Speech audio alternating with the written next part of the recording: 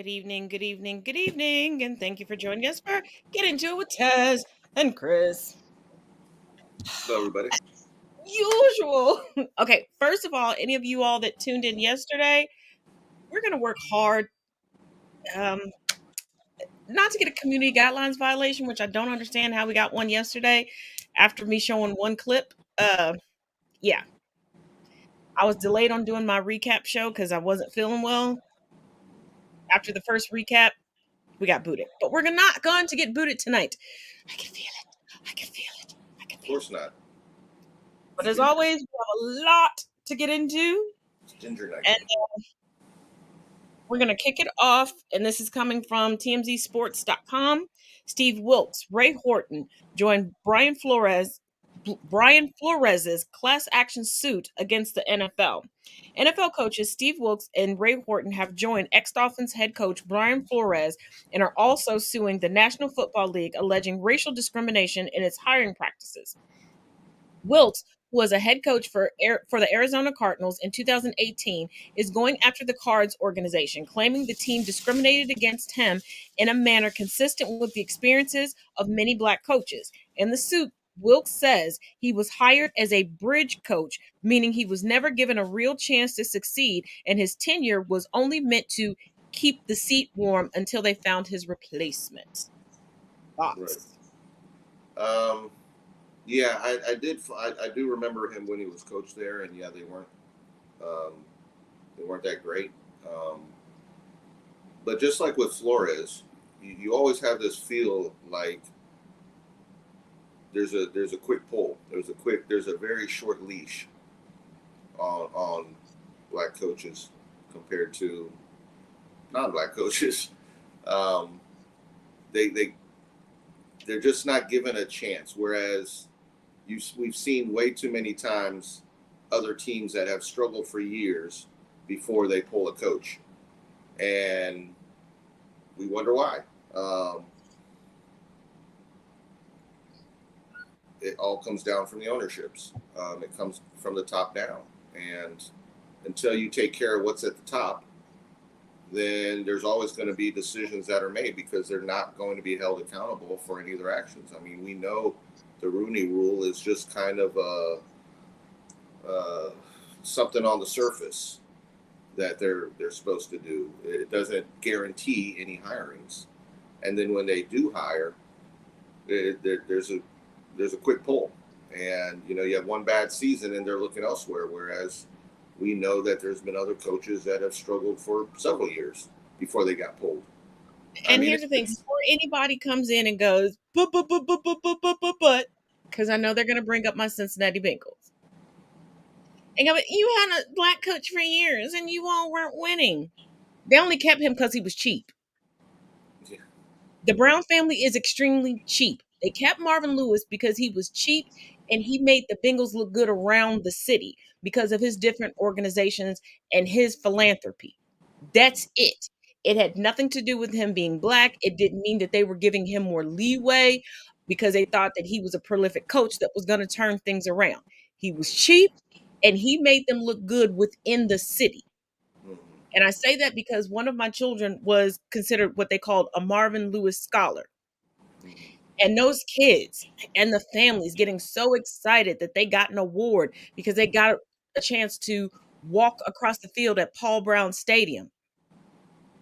And Marvin Lewis was talking to communities that the Brown family couldn't connect with. They were their connector. And Right. ticket sales were going up and jersey sales were Mhm. going up and It was things a like business that. situation. It was money. So Yeah. before anybody goes, but Marvin Lewis got chance after chance after chance. No, he didn't.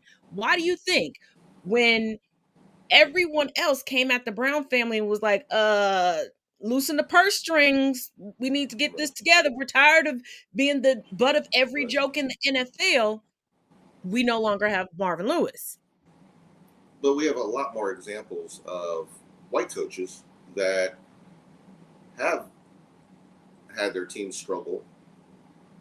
And Marvin Lewis, we're looking at one example. We're looking at the big picture.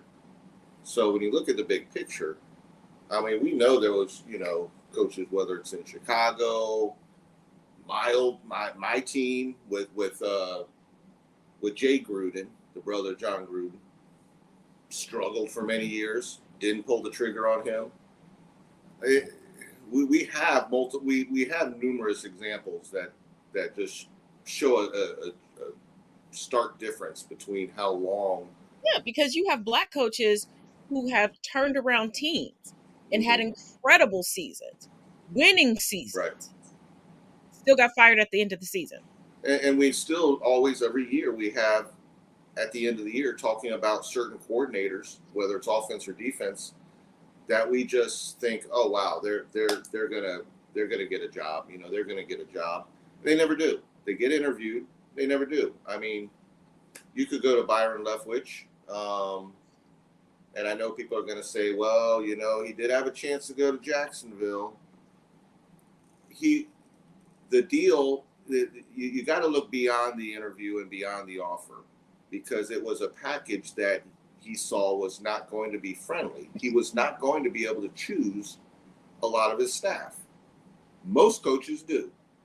So when you have certain limitations, I don't fault a guy for turning down a job just because, well, that was one example where a black, you know, coordinator turned down a head coaching job. That he wasn't going to be under the same guidelines, the same benefits as other coaches that would have got the job, where they would have had more power, more control. We're talking very limited. So the fact that he didn't go to Jacksonville, and yes, he did once play for them, I'm not surprised. I wouldn't have taken the deal either. That wasn't friendly for him. That wasn't giving him the chance to select his staff. So, you know, you got to look at the big picture of some of these things and not just on the surface. And this Um, lawsuit and the excuses that the NFL is giving um, is reminding me very much so. And I know they're two different sports before somebody tries to come at me. I am a sports head. I know that this interview had to deal with MLB, but it was an infamous Nightline interview. And Jimmy Capanis was sitting there talking about blacks not having, I'm going to paraphrase the capacities to be managers, to be owners, to be coaches, things like that. And that's the vibe that the NFL is giving right now. mm-hmm. Now, first of all, I love the NFL. Anybody who knows me knows this. You know the team that I root for. I love the fact that most years the NFL draft falls on my birthday weekend because it's part of my celebration. Tourists. But let's not all day. Let's not forget how these combines go, how the pre-draft things Right. go. Right. They're taking elements of the slave trade Mm-hmm. and bringing it over to the NFL. Right. Until we stop treating these men Mm-hmm. as if they're livestock, there's no way for everyone else to see them as human and viable and intelligent. Because if I'm smart enough to learn dozens of plays, variations, think on the fly, modify plays, because let's not forget, the Cincinnati Bengals are the originators of the no huddle offense. I know y'all try to say it's the hurry up offense now. The no huddle. Ask Norman Julius Boomer Esiason about that. Okay? Yes. Boomer. If quarterbacks, running backs, wide receivers, safeties, centers can think on the fly, why can't they be a coach? They've been in the position. And yes, I know there have been some prolific coaches that have never played a lick Mm-hmm. or played until high school or played until college, and they're great strategists. I'm not taking anything away from that. We still want to win one for the Gipper. But it's always best when you have somebody who's been tried and true. And the same people fighting against black men Mm-hmm. becoming head coaches are the same people who have a problem with a non-military person becoming president, unless it's Trump. But I digress. We're gonna get into that later. Mm-hmm. But it's like if you've already come up through the Mm-hmm. company, Yeah. Why can't you take the realm? You know what it takes. You know how to talk to the players. You Mm-hmm. know how to make effective plays. Most of Yes. these players are not franchise players. They bounced around their entire career. Mm-hmm. Well, we know that with coaching, you have to have that connection with the players, meaning you have to have the locker room. If you don't have the locker room, you can have a lot of guys not necessarily wanting to be there, more or less. But if And you if bring it, but if you bring in a coach and you take away some of that power, you're not giving him the benefit that other coaches had to organize and put things together based on your knowledge for success. You're stripping that coach from day one of success. and if you're in any of my fellow Art of War fans, any of my Destiny 2 players, any of my Call of Duty players, you know the best thing that you can do is have a head coach that may have bounced around to different teams or Mm-hmm. even played on a couple of different teams. Because there's one thing to watch footage and film of somebody from Mm-hmm. the previous week or previous weeks, and there's another, it's totally different when you've been in the locker room with them. Right. That's why it's hardest to Mm-hmm. play a former teammate. Right. They know your moves, they know your looks, Mm-hmm. And they that's know if that's you breathe a certain way, right. how to do certain things.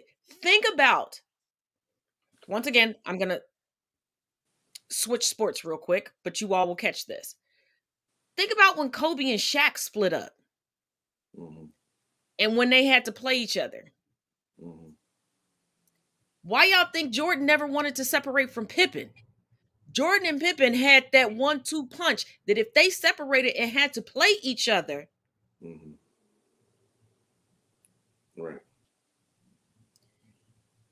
Pippen could have mopped the floor with Jordan because at that point he knew every move that Jordan was going to make. He knew every look that Jordan had. Well, he was the top defender. Yeah. So that would have fed right into his skill level, which was more defense than it was offense. Now he could score, but he was known more for defense. Right. And look at the issues when LeBron isn't hurt. And no, I'm not a LeBron fan. Y'all can get out your feelings. Don't, and you LeBronies, don't come up over here trying to spam my comments. I don't care. I Well, don't we care. But look at the issues he has because he likes to bounce around like he had a hot pocket at a frat party. Look at the issues he has playing former teammates. well look at how many players now go on what they call now, which in the modern days we call load management. Load management was not an 80s 90s thing. We didn't hear about load management. If you were out, you were hurt. Like you weren't just taking a couple nights off because you played a couple back to backs. You played through it. um, so Especially because today's by the time you make it to the professional level, you've played Pee Wee, Little League, mm-hmm. middle school, high school, college in most instances. I mean, we do know LeBron, Kobe, who completely skipped college to Yeah, play in the. during the time when it was allowed. Yeah. But the thing about it is, as a former athlete, former coach, and former and a mom of athletes, first of all, at least you don't have class in the morning and chores afterwards. Mm-hmm. Because a lot of those games would be back to back to back to back to back. Those tournaments back to back to back to back to back, where you couldn't even breathe. There would be days that I would be at the high school, have to pack up everybody quickly, jump in the car to go to a whole nother school for another child's game, and then turn back around and go back to the same high school we started off at because it's now round two for the first child. So they need to miss me with it. They need a break. Bruh, this been your whole life. You're conditioned for this. You're built for this. That's the Browniacs. That would be like me going, you need me to do two websites in a day? I need a mental health day. I'm not used to this. Bruh, I've been doing this since we were at basic programming, before we had Java and HTML, But we don't before even we have had to go back. Magenta, and We Magenta don't is even even have to go all the way back to the Jordan era. And I know a lot of people that say, well, those that are that are anti-LeBron or just Jordan fans. No, we can just go back to Kobe's era. That wasn't that long ago. No. And when Um, people say, you're going back to Jordan, well, Jordan, you know what? Magic Bird and Kareem had to walk so Jordan could run. So miss me mm, with that. mm-hmm. There were eras, but now this era is totally different. There's This players era ain't even trying to sell us some sandwiches. players At move least more now. Bird and Jordan and them tried to sell us a Big Mac or something from time to time. That still goes down as one of my favorite commercials. Dynasties don't last as long now. If you look at today's modern age, players move even if they're on a successful team. Back in the day, you kept everyone together, and they wanted to stay together to keep running it back. They didn't move on because, well, this team that's struggling or maybe has promised to move up, I'll just go over there and be the star. You didn't leave where you were successful. They Right. do that now. Look at Anthony Hardaway and Shaq. Look at where Mm-hmm. the Oh, that Detroit. Orlando team, yeah, Hold on, but the Detroit Pistons. yeah.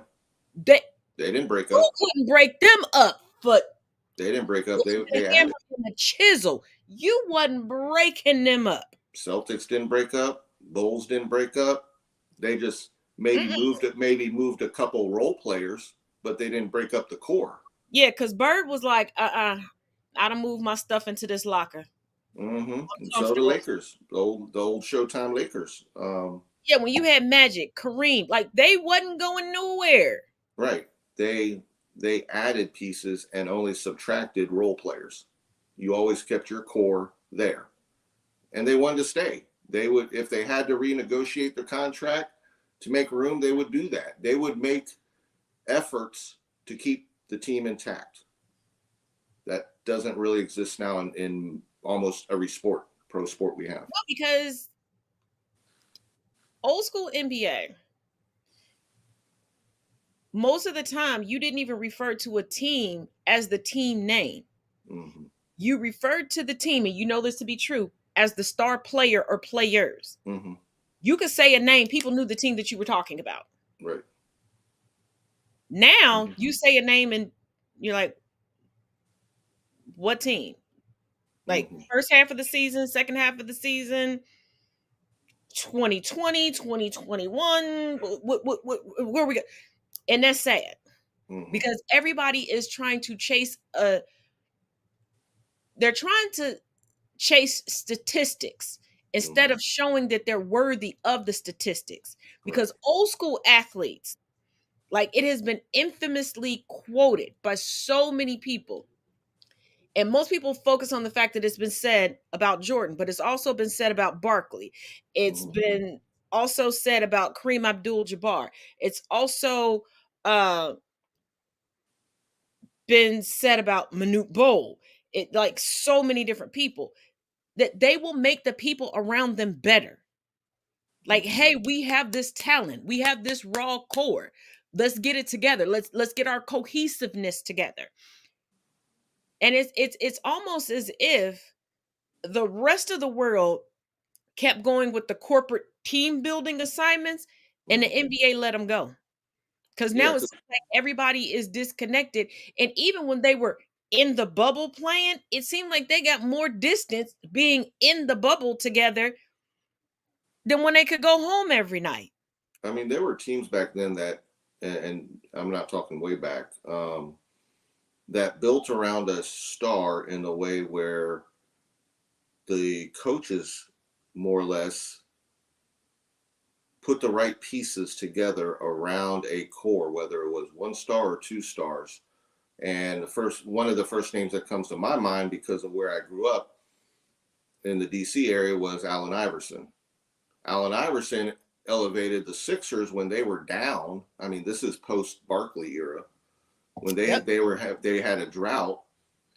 Iverson, who's not a big guy, he's a guard, but he gave you 110% on the court. I mean, he just put his body everywhere. And that combined with Mutombo, you started bringing in pieces. They ended up at towards the end of his. That's when the early era of Iguodala came there. You built around one or two. It's kind of like how the Kobe and Shaq. Lakers were rebuilding.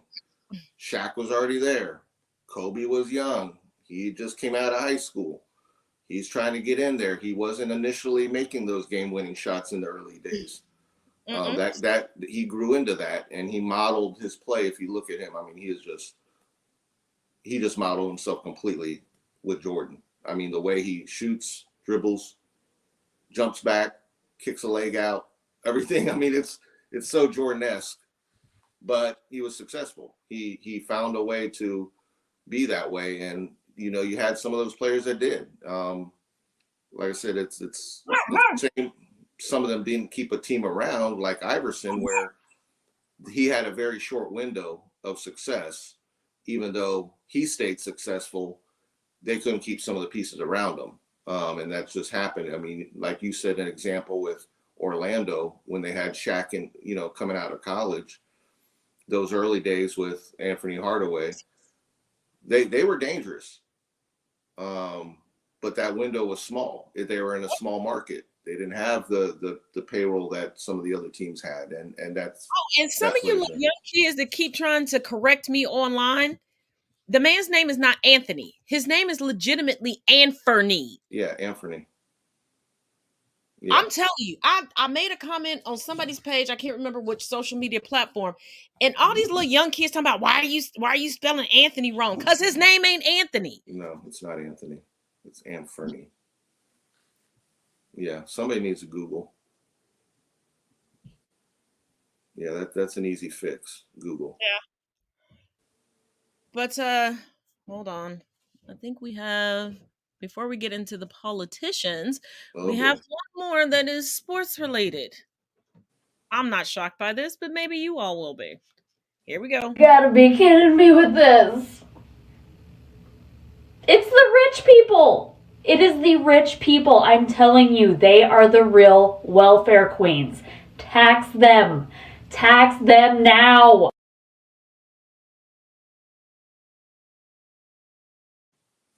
Okay. Not tax them, arrest them. Because as two regular people, Chris, you know this to be true. Mm-hmm. If evidence came up that we were committing welfare fraud, Mm-hmm. there wouldn't be a series of videos on social media. There wouldn't be a handful of articles here and there.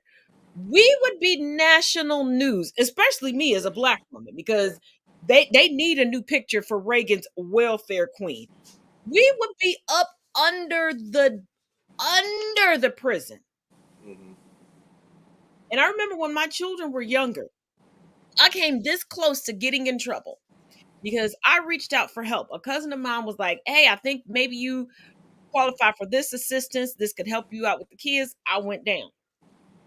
The lady told me I qualified. I go home, I'm thinking, yes, start making plans to get some stuff done. I had told a handful of people. I get a letter in the mail. The lady made a mistake. When she put in the numbers, I think she forgot a digit. I didn't qualify. And my qualification, it was like a $2 difference. I don't know what those $2 they thought was going to do for me to raise four children on my own. I don't know what magical $2 they thought that was going to be. And it wasn't $2 a month. It was $2 for the whole year. So I don't know how I was supposed to splice up $2 over 12 months to make miracles happen. But because I had said something to some other people and they got upset when I got the letter and they called in, I got a call from the caseworker and was like, "Oh, because you said something, we could do X, Y, and Z." It wasn't like I said something because I was going to give away the Right. benefits. Right. I was just excited that maybe something could come off my shoulders. Right. But he full on applying for it and received. First of all, who looked at the name Brett Favre Mm-hmm. and was like, let me go ahead and approve this. Right. Like, I'm gonna need some ID because yes, I do realize that is unique as you believe that your name is, there's at least one other person, especially in the United States, at least one that has your name, even if the middle name is different. I'm gonna need to see you in person. I'm gonna need to see some ID. Mhm. And you're gonna tell me that he walked in that office and they were like, yeah, you need welfare. Right.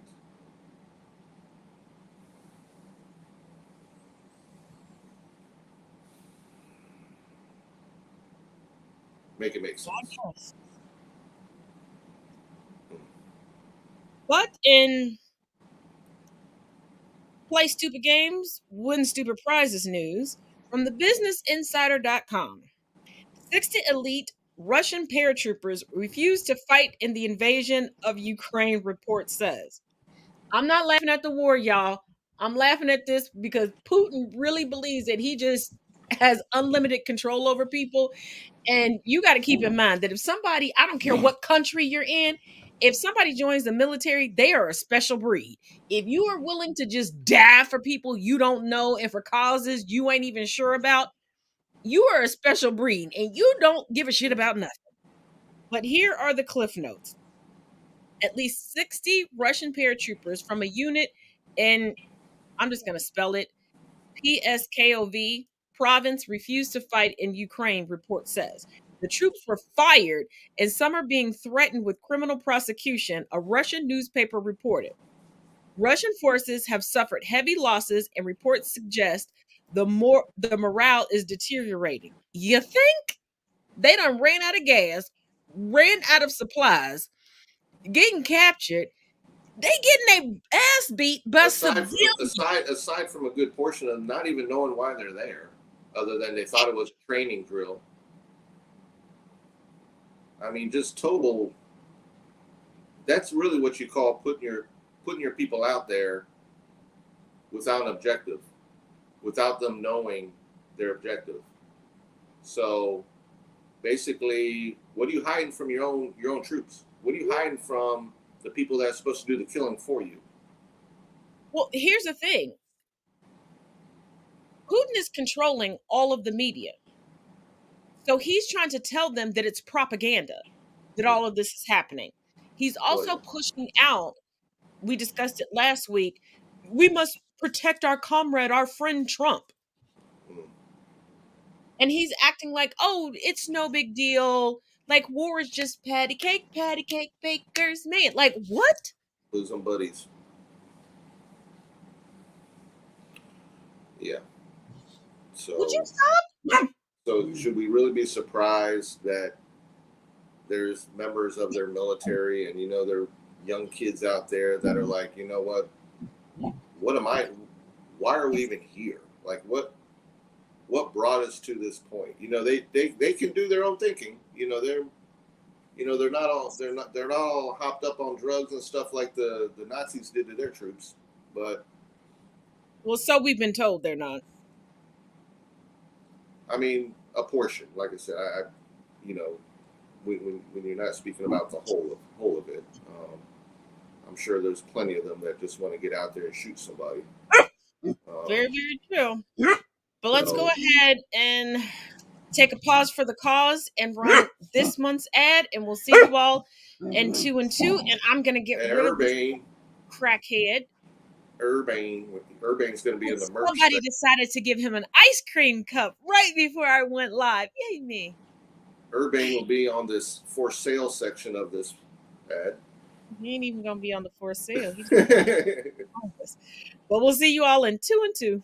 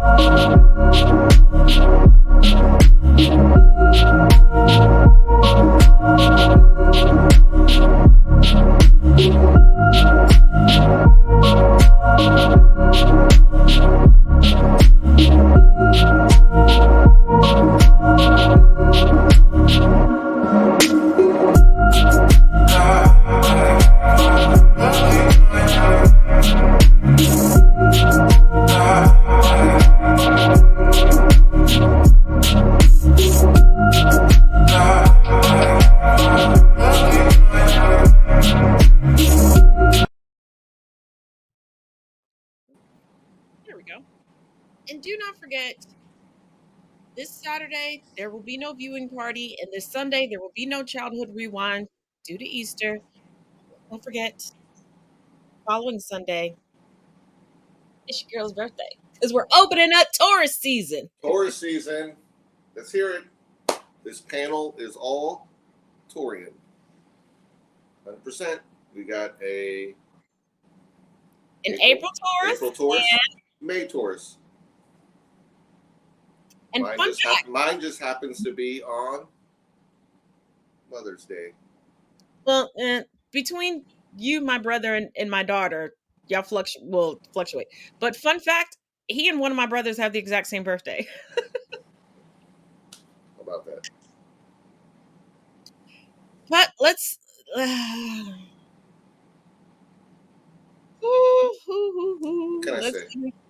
let's get into the that automatically gives your brother bonus points in my book. No, he's stupid. That's why I don't understand how y'all had the same birthday, because he's stupid.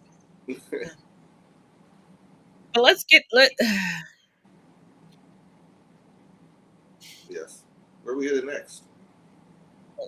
Let's get into the politics of it all here, because recently the GOP is saying that the Democrats are pedophiles. I want y'all to take a look at something. The Q sent them.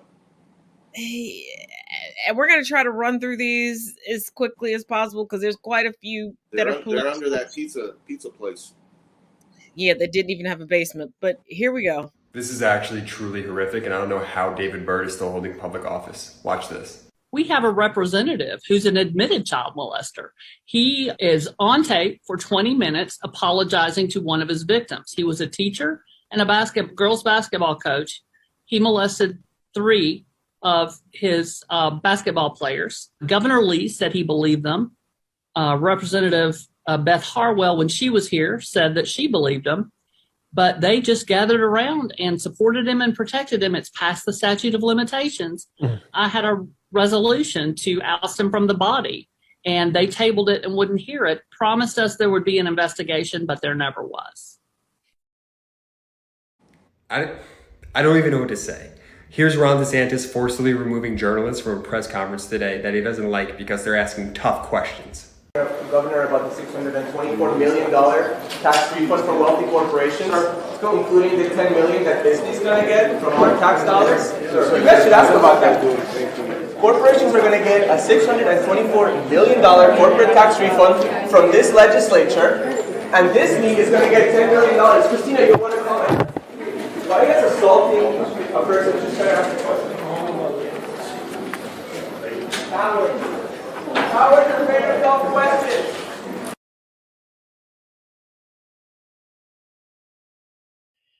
Now, to start off, for everyone who has criticized me over the years, when I say that rape and molestation should not have statutes of limitation, just like murder, this is why. Because you now have people who will wait out intentionally. They know their victims.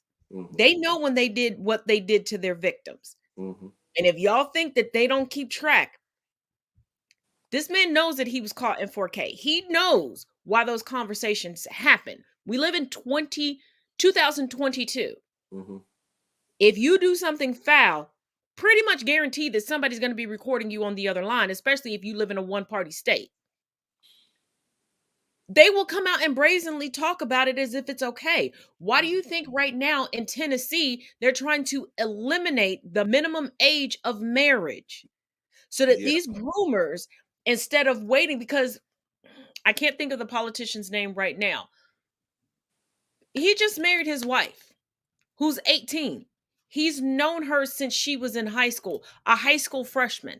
She was in a program.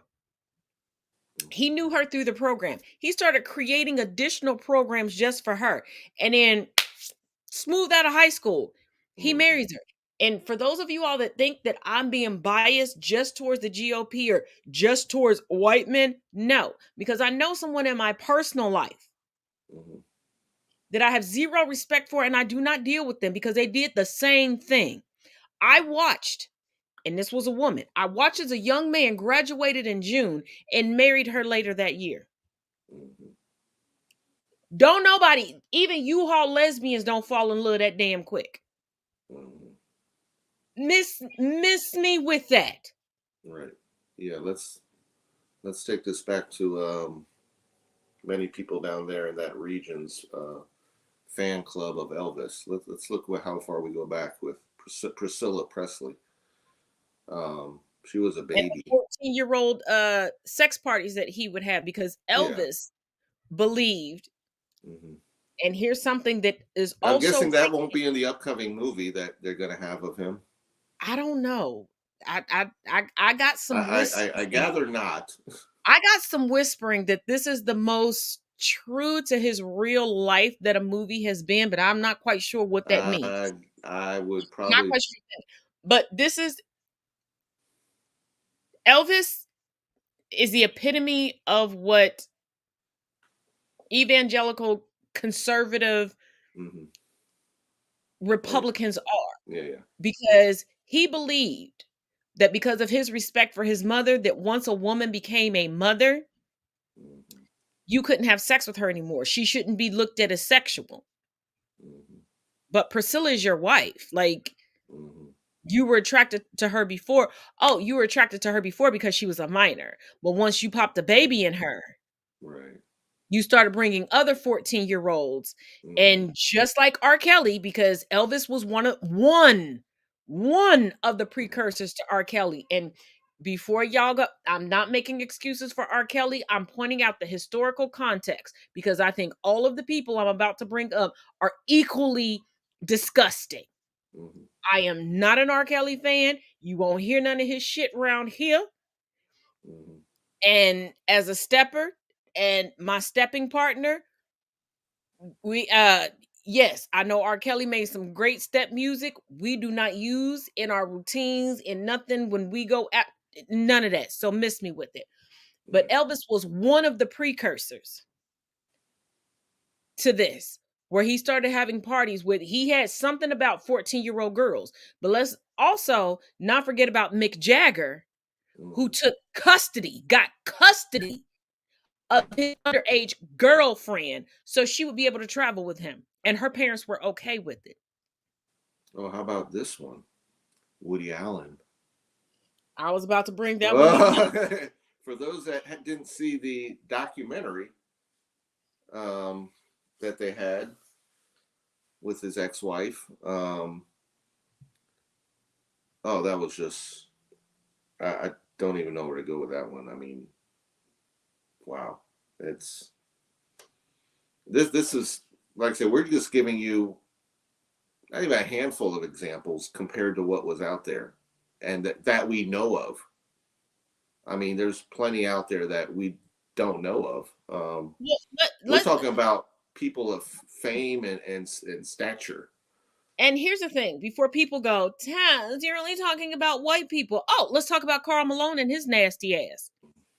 The fact that he impregnated a 13-year-old girl, has a whole baby out there that is now playing in the NBA. Let's also talk about Roman Polanski that's currently hiding out in France because of their extradition laws. And not only did he violate a 13-year-old girl, he drugged her first. And y'all worried about Will Smith slapping Chris Rock at the Oscars? But remember when the Oscars awarded Roman Polanski a Best Director award and gave people Best Leading Actor and Leading Actress awards for being in his movies. And when he got Best Director, the whole Academy stood up and gave him a round of applause, but he fled the country after being convicted. And speaking of the slap heard round the world, now one of Chris Rock's bootleg ass brothers signed a celebrity boxing contract, which is not real boxing. It's like the WWE of boxing, let's be real. And he's like, I want my first opponent to be Will Smith. Bruh, didn't nobody know you existed until this conflict. And so instead of you checking your brother You want to fight this man? I've seen Will Smith's social media. I'm seeing how he works out. Over 50 or not, Will got them hands. You want to defend your brother now, and everybody wants to defend Chris Rock, going, he was such a gentleman for not striking back.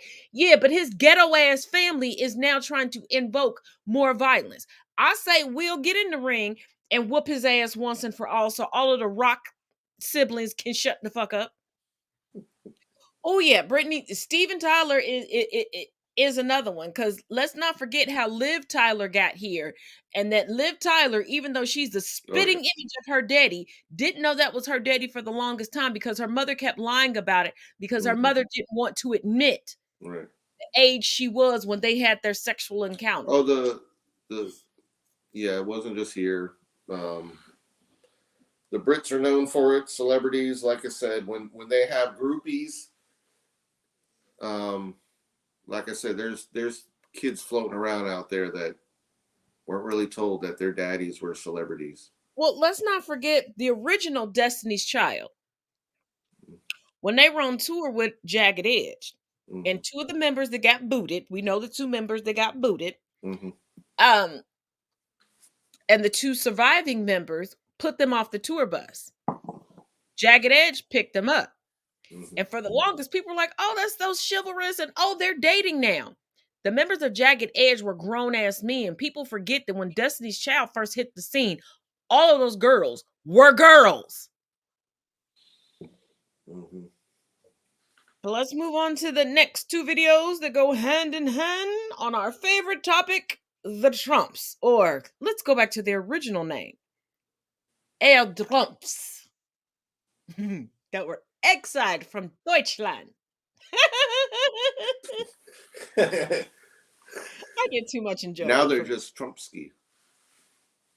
Or I heard somebody today refer to them and their followers as Trumplafucks. Okay. That made my day. But it's going to be two videos back to back once again. Let's go. We're also learning that Donald Trump Jr., 2 days after the election, 2 days before the election was even called for Joe Biden, they were plotting to overturn the results of the election. Text from Donald Trump Jr. set out strategies to fight election outcome. In a message 2 days after Election Day 2020, the president's son conveyed a range of ideas for keeping his father in office. Former President Donald J. Trump's eldest son sent the White House chief of staff a text message 2 days after Election Day in 2020 that laid out strategies for declaring his father the winner regardless of the electoral outcome, keeping his father in power regardless of the electoral outcome. That is anti-democratic. All of these things, remember, 2 days after the election, they didn't even know if Donald Trump was going to be declared the loser, and they were already plotting criminality. We are learning more and more and more, and there needs to be an outcome that involves consequences.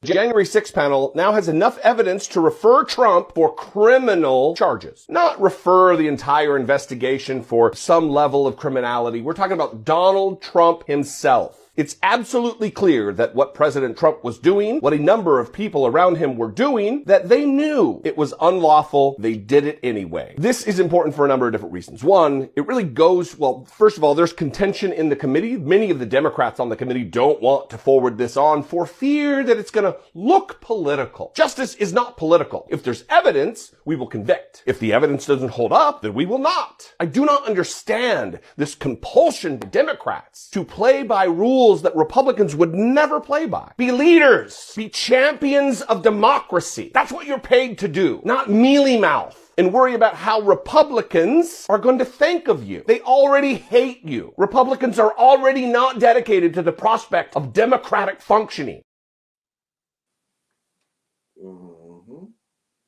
They all going to jail. They all and it came out today that Jared Kushner took over a billion with a B billion from the Saudis. But they still wondering, Jared. they still worried about Hunter Biden's laptop. Like, well, you know what? First of all, everybody Think about Everybody it. whose name is Jared always comes up questionable. And before y'all go, what about Jared the jeweler? What about Jared, my cousin? Jared the jeweler, I think is questionable. And Jared, your cousin, is probably questionable, and you know that his ass is questionable. They just keep hanging on to the, well, like you stated, they keep hanging on to Hunter Biden, and they keep hanging on to the wall on the south border. Yeah, my They thing can't is, let go of immigrants because we know how much they love immigrants. well, except for the Ukrainian immigrants, who there was a young lady with her family But there's a from the skin tone. Ukraine that came through Mexico, crossed the border illegally, admitted to crossing the border illegally, made the news. Ain't nobody came to come pick her up to put her in the cage. So if, There's a skin like tone. the late great Paul Mooney said, if you're the complexion for protection, don't nobody give a shit. But if you're not, Well, and the north border has a lighter complexion than the south border, according yep, to them. and that's why the vast majority of illegal immigrants in the United States are Aren't Canadian. No, they're white Irish, actually. Yeah. But here's the thing: the GOP needs to learn something from Subway, and I'm talking about the restaurant Subway. Don't trust the Jared. Yeah, we know what happened to that, Jared. You make them the face of your movement, baby. You Mhm. gon' That's like asking one of the Duggars from 21 and Counting to be the spokesperson for a healthy family.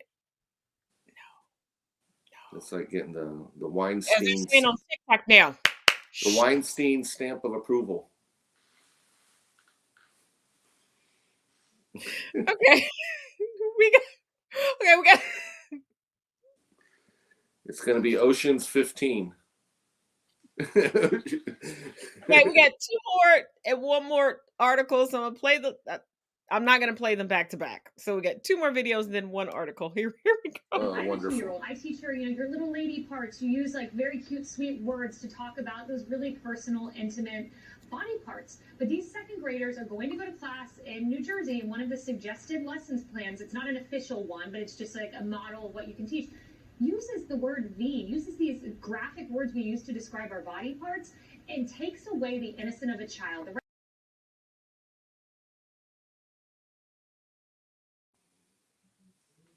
Okay, let me explain something to you. There are far too many women who live with the trauma of being molested as a child, who previously tried to report it, but it wasn't taken seriously because of these cutesy names. Teaching a child their body parts doesn't take away their innocence, because when you teach a child hair, forehead, nose, mouth, fingers, arm, these are all the proper names. And I remember an infamous story that I've heard told over and over again. It even made it to social media. There was a kindergartner, a young girl. She knew something wasn't right, but she had been taught that her personal bits were a cookie. She kept going to school, telling her teacher, my mommy's boyfriend keeps touching my cookie, keeps eating my cookie, keeps taking my cookie, keeps messing with my cookie. And the teacher is like, so ask your mom for another cookie. Right. And the teacher is getting frustrated. Yeah. Then one day, according to what I was told, there was a substitute. It was like, why is this child so upset about a cookie? And the daily snacks for these kids was a cookie. Like, how's he touching it? And I'm giving you this cookie at school. So the sub was asking questions like, well, does mommy make cookies at home? No. So what do you mean by cookie? She pointed to. Explain. It was never asked before. And it was made clear. But think about it. You're a kindergarten teacher that gets bombarded with kids making up words and names for things. You trying to correct them. Kids getting upset because in class, somebody is legitimately touching them. 3, the mother's boyfriend would pick her up from school sometimes. And I guess the rule at this school was if you didn't eat your snack, it goes home with you. They could not store it till the next day because it's out of the package. So the teacher's thinking like, okay, if you didn't eat it at school and he touches it on the way home Right. because he wants a snack, what's the big deal? Because they're saying cookie. Just like I remember girls when I was growing up that was taught to say pocketbook. Mm. Well, when people think of pocketbook, You go. this what they're thinking of. Right. And people are like, you said somebody took your pocketbook, but your pocketbook Mm. is on your arm. What you mean? Mm. Teach if you can teach a child, they got fingers, toes, legs, everything. Teach them the proper names for things. Because while you're sitting there saying that it takes away from their innocence, every every parent still has to have the conversation with their child. The moment that their child is going to be out of their care, good touch, bad touch, that is what takes away from their innocence. And the fact that we have to have those conversations with our children should be what's of concern. And what gets me is this woman says she has a 2-year-old daughter, but she can't even say vagina on the air. Talking about the V word. It's Look, D-Mac. I mean, Hold on. Oh, wait, just 1 minute. D-Mac, tell Daddy. Tell him. Tell him. Call his phone right now because I know for a fact you can't reach him right now. I'm gonna tell you when I get off the air why you can't reach him, and that's why I'm being big and bold right now. Go ahead, call him. Go ahead. but you're right. When you're changing words to more or less sugarcoat the anatomy,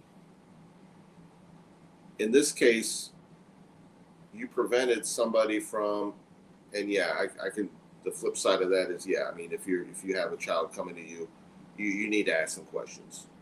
Um, you don't just need to brush it off or think that, you got to think outside the box when you're thinking about, would this really be a big deal about a cookie with mommy's boyfriend or whoever it is, Uncle Bob or whoever it is out there that's touching cookies. You might need to think outside the box because it's concerning. You look at the body language of that child, see the tone in which they're telling you, and realize it's not about a snack. Whether it's taken in private, you pull them aside, you take them to an office, you put them in a situation where they feel comfortable enough to tell you because they're seeing you probably more than they are seeing mommy. But also, here's the thing: it's also dangerous because when you say things like that, and you get a coach like me or a tutor like me, Mm-hmm. and I have a small child that comes in and goes, "My brother always takes my candy." I'm so Yeah. accustomed now to people giving their children these cutesy names. Yeah. Now the tutoring that you paid for has ceased. I am now trying to gently ask your child what's going on. Is it really candy? Yeah. Because I Yeah. always keep a candy dish. Like, is it candy like this? Like, what do you mean by candy? And now I'm asking these and trying to make them comfortable. Like, Right. okay, I need to call the cops. Is the Right. brother doing that? And then when you find out, oh, it really is just candy. Like somebody bought her some Okay. M&Ms yesterday, and her older brother just took the M&Ms from her. And now, Right.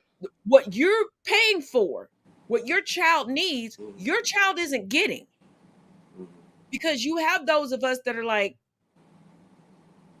and you also have to realize small children get super emotional about the smallest thing. You can give them the wrong cup at breakfast for their juice, and they will act like they've been abused for 50 years and only been on the planet for 4. Like the tiny humans. Jesus, Mary, and Joseph. You have a four-legged one. But that little motherfucker. But you don't know, because with Right. small children, you don't know, are they being emotional because they couldn't get their way? Are they being emotional because something actually happened to them? And now you have to shut everything down. And then after you do, you're like, oh, it really like it doesn't take away innocence. Just like the people right now going, I'm canceling my Disney Plus subscription because Disney is showing people what little black and brown children go through every day and teaching the Mm-hmm. rest of our children that it's wrong and what not to do. Okay, first Mm-hmm. of all, if you're going to cancel your Disney Plus subscription, because they're finally showing you what we go through and what our children go through from the time that they come out of the womb until the time that they go on to glory and reunite with the ancestors. Cancel ABC, Hulu, the History Channel. There's so much Mhm. that Disney owns, baby boy and baby girl. And we're And not they're even not talking going to about miss doing your this. money. But you know what the rest of us are going to miss and enjoy missing? Your crazy racist ass. Because if you're mad that a children's show is teaching children not to be racist and teaching children what their black and brown counterparts are incurring, Mhm. you're the problem, not us. That's like them making a big deal about the fact that Encanto was such a hit because now, oh, we're talking about South America. We know it was focused on Colombia, Well, and not it only was that, made by Lin Manuel, and who's and Encanto shows the spectrum of hair textures, yeah, right. skin tones, Hmm. all in one family. Hmm. Because if I was to, first of all, I don't think all of us, it would have to be a panoramic picture at this point. Uh, if I were to show all the skin tones that go through it, first of all, if any of y'all follow me on Instagram, my children alone are Hmm. like a rainbow coalition of skin tones. And depending on where I sit each night, because my children and my mom always hang behind me unless I'm upstairs in my office. Right. And it, and I'm glad that they show Latinx people Hmm. because you can be black and Hispanic. Oh yeah. And people forget that. And people try to conflate ethnicity and race. Like, oh, no, no, no, no. I'm Latina. Nah, you can be Latina and white. You can be Latina and black. That's why I hate people that are like, I'm Cuban. I'm Dominican. I'm not this. Yes, yes, you are. You can be Cuban and black. You can be Dominican and white. Hmm. Still white. Still black. Your ethnicity means nothing. I'm Caribbean. Yes. My cousin who likes to snitch on me. Also, Caribbean. But guess what? We're both still black. Because It doesn't change it. And it doesn't matter where I go on this planet. mhm, So, y'all from the UK to sit there and go, we don't care about things like that. You invented things like this. when you have people walking around and they see somebody brown that talks Spanish, and they instantly say, "Oh, look over there at that Mexican." That's what I hear a lot. I hear that a lot here where I live currently because yes, there is a predominantly large community of Mexicans that live here, and Oh, I for me love to going hear that, my here. first reaction is always, "How do you know they're Mexican?" Yeah, That's just like I love going to American Caribbean Fest mhm. and people going, oh, did you study French in school? Bitch, did you study stupid in school? Right. Yeah. But anybody Oh, that speaking of which, yes, because I know some people are like lifting their COVID restrictions. Are is you all's Caribbean Fest back on? there's been no report of it yet. It hasn't been advertised. No. There's there's certain treats I need that I can only get from a fest. Yeah, and I don't know what's happening with. And I don't have the apparatus here to make certain things. And for those of y'all that are confused, there's a difference between barbecue and barbacoa. Mhm. Where I live, I cannot dig a pit to have barbacoa. So I need a good Caribbean fest Yeah, in order to get barbacoa. Um, and and there's some other things. Caribbean isn't just West Indies. Yeah, People think it's based on. People just need to pick up a map and learn a little bit about Caribbean history because it's so diverse, and you had countries that were colonized 3 times over by different countries, and This is why they, We don't like none of y'all. That's just why, people that, This is why we don't like none of y'all. that, you see the food is similar, but cooked with certain ingredients different. I mean, people just need to learn about the diversity. I mean, because just like people, it wasn't just the British and the Spaniards colonizing. You had other, right. Just like I didn't know that rice and peas was called red beans and rice over here. I'm like, where the hell did y'all get that from? right, but Rice and peas. right, And then when but I figured out that what y'all call peas over here, I'm like, that looks like balls of grass. Y'all really eat that? but then there's Caribbean nations that don't have red beans and rice.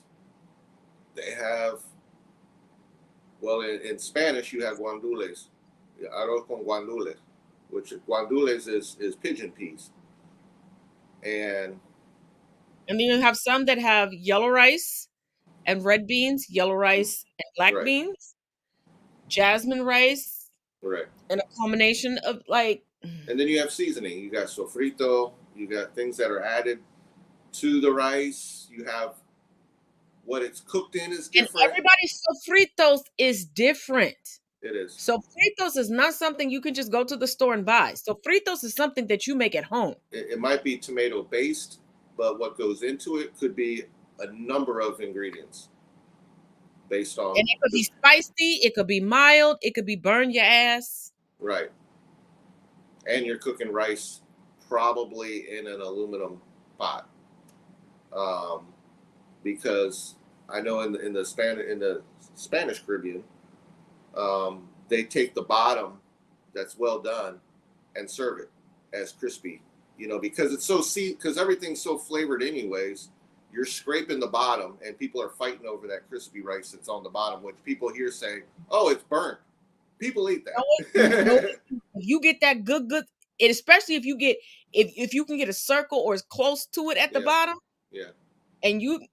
Yeah, people here are like, "Oh, that's the burnt rice." No, it's not. It's seasoned. It's flavored, because it's not black. Number one, it's not burnt to the core. It's just think of your perfect French fry. Mm-hmm. And the color of that perfect, that's what it is. Yeah. But it's coagulated together, where you can just bite into it like a. See. Yeah, you're not going to get that doing rice. Maybe you go into the kitchen and make some rice. Yeah, we could go on and on, but yeah. But I mean, different things, just like the person that I'm talking about, who wanted to argue with me about what gravy is. And I said gravy is different to different cultures, because I know Italian women who call what people know in the United States as spaghetti sauce gravy. What I know as gravy isn't thick and heavy. What other people know is flour-based and very thick and heavy. Right. Other cultures look at the flour-based thing as a bechamel or a roux. Yeah. It depends. And this person wanted to argue with me because I was talking about making red beans and rice from scratch. And I was like, oh, I got to get my gravy together. That's not gravy. That's sauce. Yeah, that's. Well, gravy is a sauce, bitch. But yeah. Yeah. But then I forgot. They grew up in Hatfield McCoy territory. Right. It's more of a juice to Americans, an au jus. It's more of a flavored, light liquid, but it's heavily flavored. Whether you're using a certain broth, whether you're using, in Spanish we would use a little packet of sazon, something to that effect. It's not a brown gravy like here or in Canada where you're putting gravy on poutine or something. And I finally started buying sazon because my whole life, what goes into sazon, I was just taught like to mix that up together. Yeah. And then I finally, because a good friend of mine was like, read the back of the ingredients. And I was like, oh, this is going to save me some time. Yeah, many of us had to do that when we were on the Goya boycott. We found other products, and you just look at the ingredients and you realize, I have these ingredients. Like, they're in the cabinet. See, I have been mixing everything by hand. Yeah. So the whole Goya thing didn't really affect me that way because I Yeah. didn't really use a lot of Goya products to Yeah. begin with. But Mhm. you know my Mhm. journey to get here. So Yeah. I did not learn about Goya until I Yeah. was well into being here. Yeah. And most places that I've lived, it was you couldn't really find Goya products, but I could find Mhm. other products that Right. I guess were equally as good because Yeah. I mean, they're on one hand how many times I had Goya. So I'm not gonna say mhm. if they were a good product or a bad product because I have not had them enough to make a proper assessment. I'm not gonna do that. I'm just gonna say because of their political stance, they Yeah. wasn't gonna get a dime out of me. But Right. there were other I was like, oh, so this company has a sazon, and I didn't realize that it was prepackaged. Even when I went to the international market, well, Mhm. going to the international market near me, everything's broken up. Mhm. Then finally, somebody was like, no, go to the regular grocery store, go down, and they'll have and I was like, I've been ignoring this when I Mhm. went to the seasoning aisle. I was so focused on these are the components I need. Right. I was skipping over the fact that they were putting it together for me. Right. In a packet. That was just enough in that packet. Now, some depending on how much you're making, sometimes you had to use 2 packets, but it was all together. Yeah, but it And was better than sitting there having to measure everything but out. there were different kinds. Remember, with Sasson, there was different kinds. There was some that could use when you're trying to yellow a product. Yep. So they would put what would basically be like saffron or something to that effect, without the cost of saffron since it's expensive. But whatever you're looking for, you read the pack. Some had pepper, some had this, some had whatever you needed. It was all there in a nice little packet. The same way that some people talk about, oh, I use a Miss Dash. Um, Sasson is the Spanish Dash. It has everything you need. First of all, Now, I personally Mrs. don't use Mrs. Dash. Mrs. Dash, they done came out with 57,000 different varieties. Hmm. All of them have no taste. Hmm. Okay? I mean, no disrespect, but Mrs. Dash is like a coalition of white Karens standing Hmm. outside of an establishment begging to talk to the manager. You're unseasoned, you're untasteworthy. But let's hit this last video, and I think we may save the last article for next week. Okay. I have a Yeah, because 2-year-old. I next week, teach her, your little. Okay. I think Oh, next week. no. I have a 2-year-old. I teach her, your little lady parts. You use like very cute, sweet words to talk about. We teach them the proper names and not something cutesy for the following reason. We have to take a class every few years to renew our teaching license, a child abuse class. And the person who taught the class told us about a little girl. She was in preschool. She kept telling her teachers, my mom's boyfriend keeps taking my cookie. He keeps touching my cookie. He won't keep his hands off my cookie. We thought it was a joke, the lady said. And finally, they said, well, what cookie is it? And she pointed to her private parts because parents don't want to hear the word vagina in public. So they teach them these cute little names. And then when the child's getting abused, they're using the word cookie or whatever. Teach your child the right names. Just like your finger, your arm, your penis, your vagina. Teach them the correct names. If you don't, we have to. Thank you. Okay. So Exactly. it wasn't kindergarten, it was preschool, but Hmm. she reiterated the same story that Right. Exactly. and it is correct because when you're saying that, and like I said, in this age range, and Hmm. once again, as teenagers, and my maternal grandfather taught me this. He said, because when your children reach the teenage years, he liked to call them the crazies, where they would do the same thing, be emotional about so much. You didn't know if something legitimately was happening to them or not. And just like with toddlers, teenagers are hard to get through to. You can ask a series of questions. I don't want to talk about it. I don't know. Okay, did someone tell me what you're talking about? And it's bad enough that by the time your children establish friendships, they're going to have codes between their friends. So when they're coming to talk to you about their day, If Yeah. they view you as a good parent, Right. they're going to start using those codes with you. And I'm going to tell you, even with the best context clues, you still may not be able to figure out what the fuck they're talking about. Because I know a friend of mine and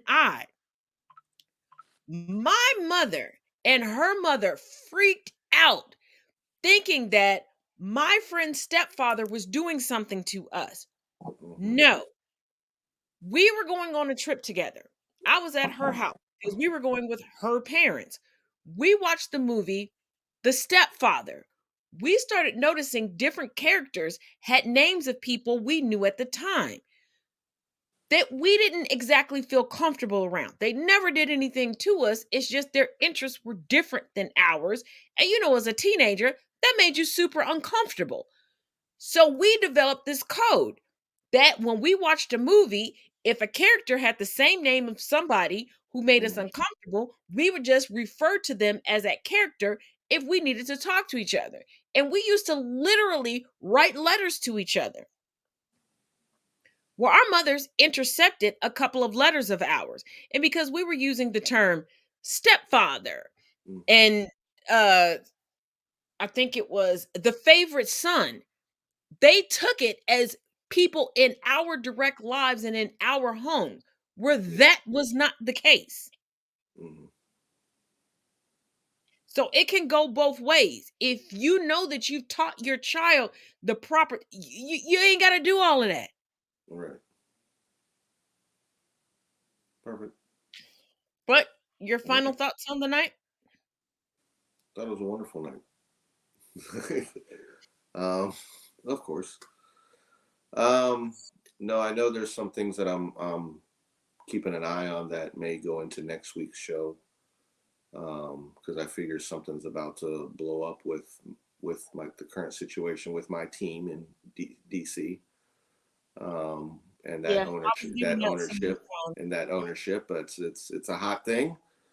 Getting juicier. We're finding out a little more. So I think the more we find out, the more we can bring it here to this show. So I'm keeping my eye on that. Nothing I'd look forward to more than to see new ownership for my team. Thought that from day one. Didn't like how they stomped and trampled the old owner's name that was beloved by our fans. So yeah, keep an eye on that, but that's about it. For those of you all that keep emailing me and DMing me about the Johnny Depp Amber Heard situation, I have not said anything as of yet because I think you all have forgotten this week is the week for the men's health chat. That will be tomorrow night. So I will let the men who join the panel talk about it because this is a men's topic. I can have my opinion on it, but I am not a man. I have never been a man. This is a topic that men should discuss because only men know what it feels like for a woman to make false accusations against them. Only men know what it's like to have their livelihood disrupted because they have been the victims of stalking, abuse, etc. That's why I have said nothing. I know my lane, I stay in it. I will be here tomorrow to spotlight you all's questions, concerns, roll videos. That is my job. I and if you've watched any of the previous men's health, if you have anything on Twitter, you want to at me or DM me on Twitter. If you don't want to put it out in the public, I will have all the devices going to be able to bring the gentleman your questions in real time. But this is not a situation for me to speak up on. I am not a man. I cannot speak on that trauma. I cannot speak on that experience. That doesn't mean my heart doesn't go out to him or other men that experienced it. It means it's not right for me to speak over men in this instance. And if any of y'all want to call me a pick me, I've already been doxxed. Y'all know where I live. Come pull up this. Right. Okay. Oh, They're asking if you're going to be there, Chris. Most likely not. I get some busy. I think I got some isn't that busy when you talk to evenings. your sisters? I got some busy evenings coming up. So yeah. I was gonna say Thursdays is when you usually have like family time, right? Yeah, it could go into that. Okay, because I figured that's the day that you're usually talking to your sisters. So yeah, if Chris has time, he'll join us. If he doesn't, we'll see. I mean, otherwise we'll leave. Wednesdays as ginger night. yeah. Chris So yeah, I don't actually we don't talk about it, but Chris is very, very involved in his entirety of a family's life, day-to-day well-being, between checking on parents and having dedicated times for siblings, etc. So that's why I'm always grateful yeah. that he's able to spend Wednesday nights with me. So Yes, and it's my pleasure to be here and lend the insight from a fellow Torian. So, season's coming. the best season of the year is coming through. Right. But yeah, I mean, if I would have had the time, I'd probably be doing more on here on your platforms. Oh, I know. We But you and I discussed behind the scenes how crazy yeah, our schedules are, and the yeah. fact that we're even able. Y'all don't understand how this particular show and this segment came about. Because us putting our schedules together and Right. literally, Right. like Sheldon and Leonarding this up. Like, Right. can we? But this show is like literally like years in the making because we've been friends for years, and this is just an extension of how we talk and what we talk about. Yeah. We talk about a variety of things. You all are And literally just getting a behind the scenes view right, of legitimately what we talk about on the phone. And right. I know people have all these preconceived notions about what I talk to my friends about. When you tune into Well, this show yeah. and people tell you, like, oh, yeah, I'm friends with her, trust and believe. We kind of forget, like, when y'all get mad and go, why didn't you put my question up? Because we forget that Yeah. we're on camera because Mm-hmm. we generally FaceTime each other. Right. And this is how we talk. Wait a minute. I mean, Hold we could jump from literally politics to sports to to a Star comic Wars book, to to a Star game, Wars. to I mean, Star Wars. Because the other day, what did we talked about games and then yeah. went into like I mean, yeah, societal we didn't even get into the fact that I'm starting to get excited because we're going to have Stranger Things season 4 coming out, and it looks like the hype is that it's going to be probably the most intense. And I think they're dividing it up into 2 parts, kind of like how Ozark is doing. They're going to do a 2-part. But you know me, every time a new Stranger Things season comes out, I have to get a new Stranger Things t-shirt. So I got to make a Kohl's run. But D-Max said, lies you tell Gemini is the best. No, y'all the craziest season. Y'all sociopaths. Does not mean you the best. Our season comes first.